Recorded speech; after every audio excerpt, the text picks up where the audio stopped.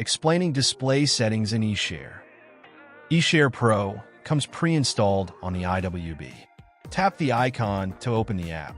When you open the app, you'll see the following screen. You can access the settings from this screen by tapping on Settings. In the settings, you can change the displayed device name.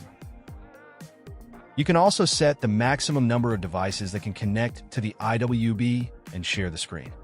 If you want to use Miracast or AirPlay, you can enable those options here. Next, you can access the Moderator Control Center from this menu. This allows you to set the function usage range for connected devices. Connected devices are displayed here, and you can enable TV Mirror for client devices. If this button has a small green tick, it means the IWB can be controlled from that device. This feature invites client devices to share their screens. When sharing, options such as touchback, mute, full screen, keyboard, and close are available. The number of connections is displayed, and you can click to open the Moderator Control Center. Display Group Settings allows other IWBs on the same local network to function as multiple large displays. AirPlay, Miracast, and Chromecast are available as well. The user guide provides instructions on how to connect.